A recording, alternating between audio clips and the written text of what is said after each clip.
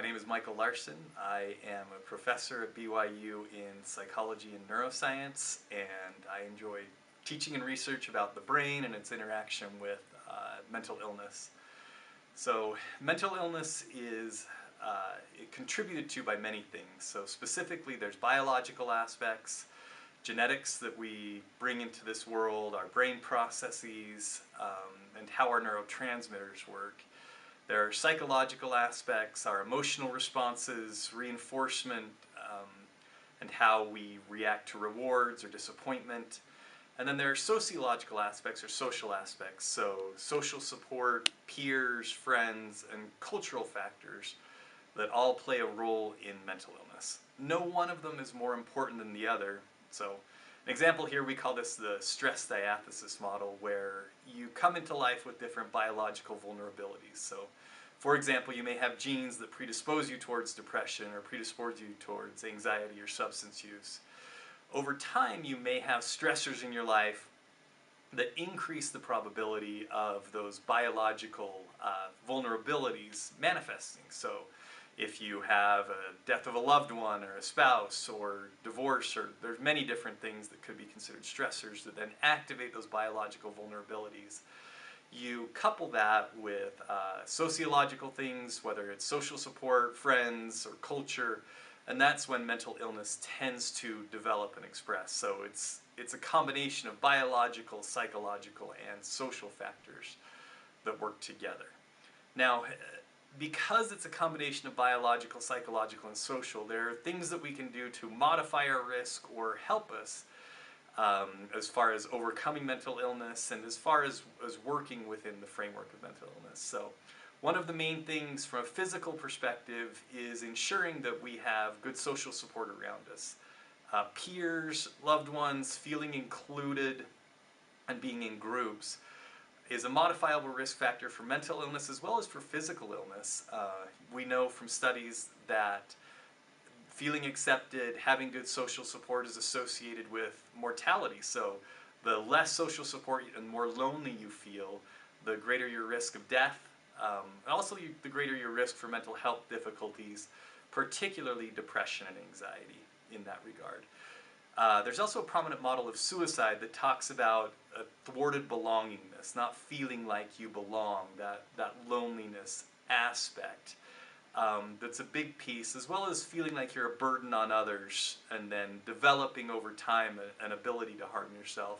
But those two aspects, especially from the social side, feeling included and making sure you're including others so that others have less risk, but being inclusive in that regard and having deep relationships are very important factors in reducing the risk of mental illness.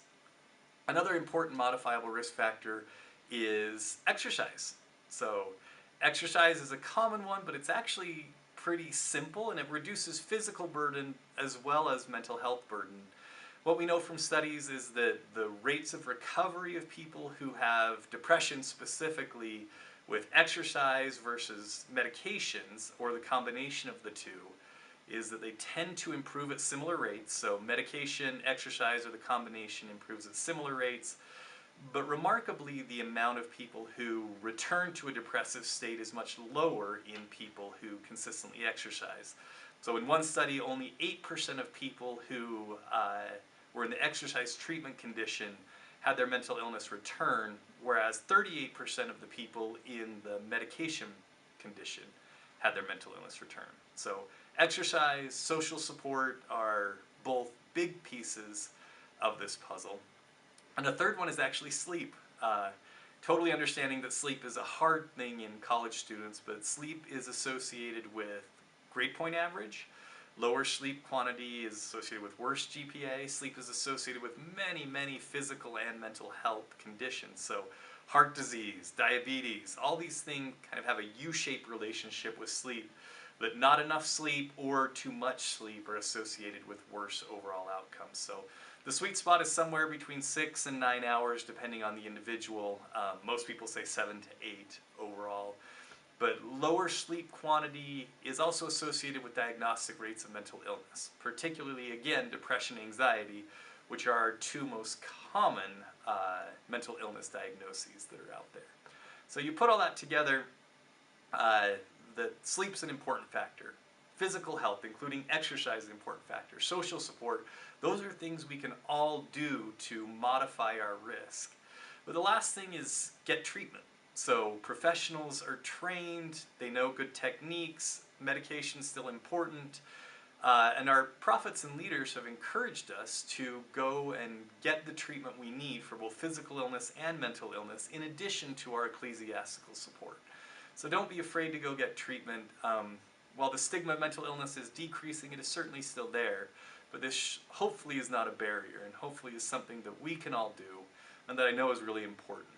Finally, if you have a friend or a loved one who has mental illness, the most important thing to do is be supportive. Be there. Be someone they can count on to be there for them so they don't feel burdensome in that regard.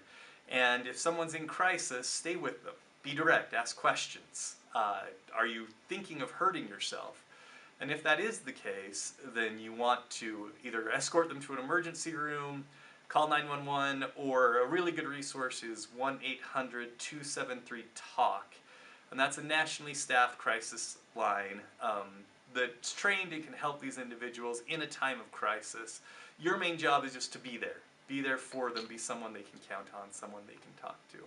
But I'm hopeful that as we address these things, this combination of our health side, the biological, the psychological, and the social, that we can address mental health and that we can continue to improve in this regard.